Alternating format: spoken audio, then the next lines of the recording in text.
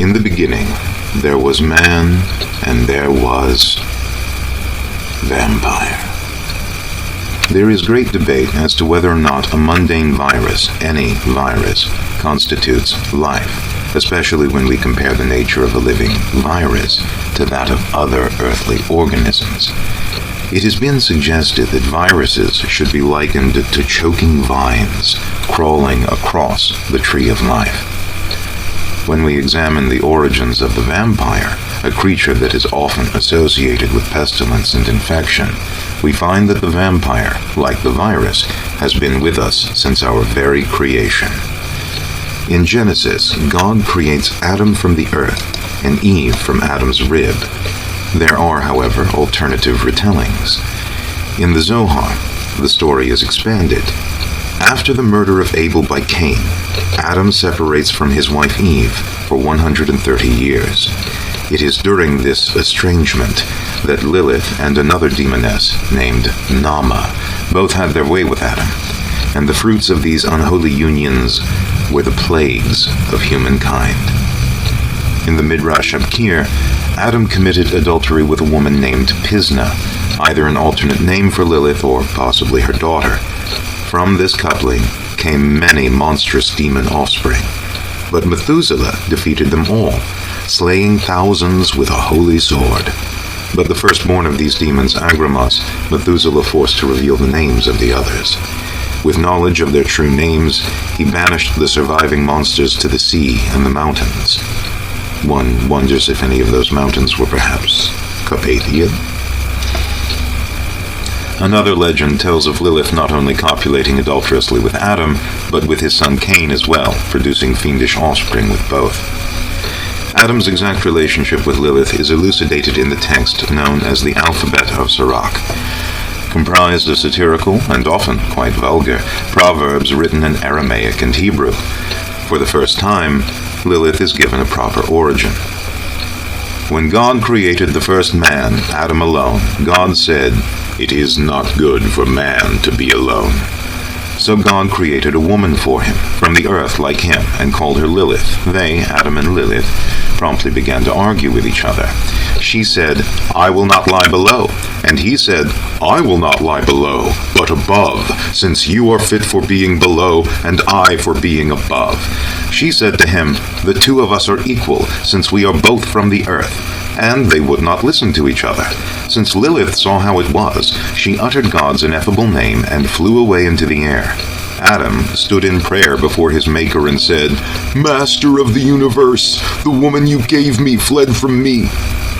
The Holy Blessed One immediately dispatched the three angels, Senoi, Sansenoi, and Semengaloth, after her to bring her back.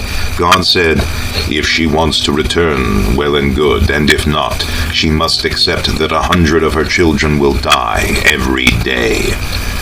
The angels pursued her and overtook her in the sea, in raging waters, and told her God's orders, and yet she did not want to return. They told her they would drown her in the sea, and she replied, "Leave me alone. I was only created in order to sicken babies. If they are boys from birth to day 8, I will have power over them. If they are girls, from birth to day 20. Therefore, 100 of the demons die every day, and therefore we write the names of the three angels on amulets of young children. When Lilith sees them, she remembers her oath, and the child is protected and healed. The practice of placing amulets to protect women and children from Lilith was popular before this story of her origin, and may well have been written simply to make sense of the practice, ironically or no. Some of these amulets depict a legendary confrontation between Lilith, her host of demon children, and the prophet Elijah, who forces Lilith to reveal her true names. When Lilith comes for a mother in the night to drink her blood, suck her bones, and eat her flesh, the amulet containing these true names will rebuff her.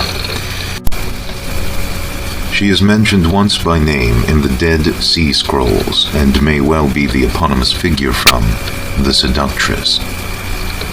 Scholars have also tentatively associated her with several Dead Sea Scroll proverbs.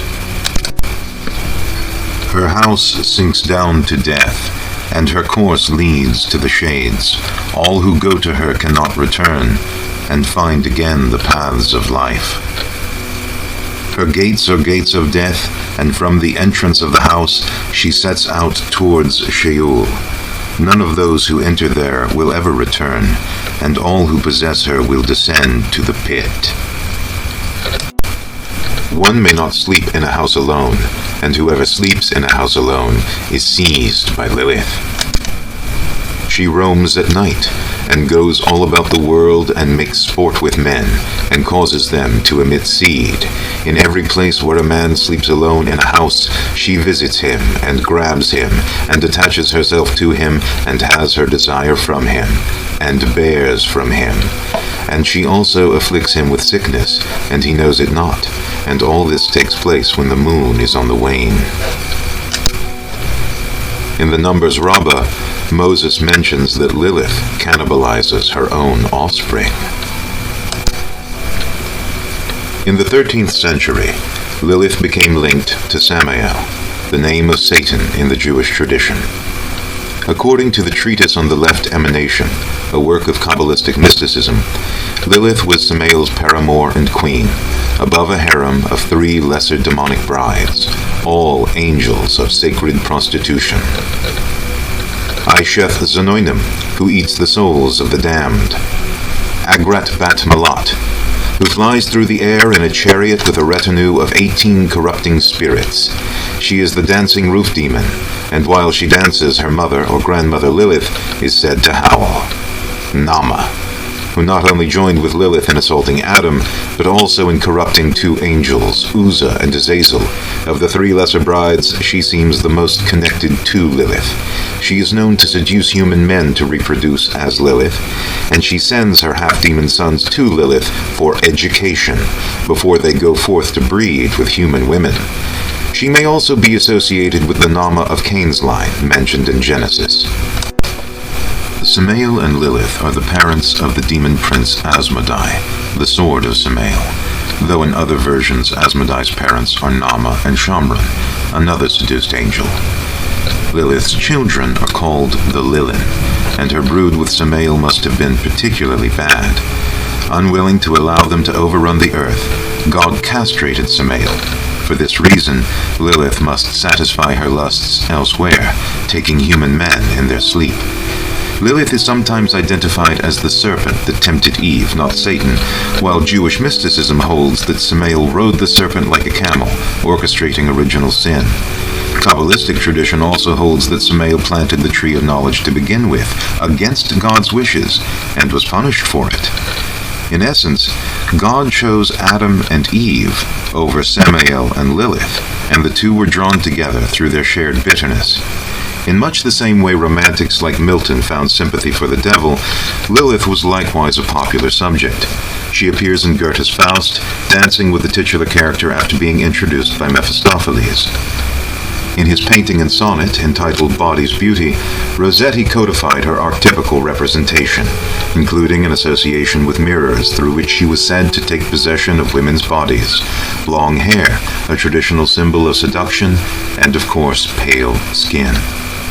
Of Adam's first wife, Lilith, it is told, the which he loved before the gift of Eve, that ere the snakes her sweet tongue could deceive, and her enchanted hair was the first gold, and still she sits young while the earth is old, and, subtly of herself contemplative, draws men to watch the bright web she can weave, till heart and body and life are in its hold.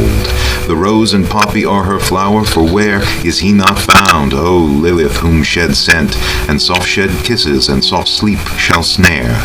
Lo, as that youth's eyes burned at thine, so went thy spell through him, and left his straight neck bent, and round his heart one strangling golden hair.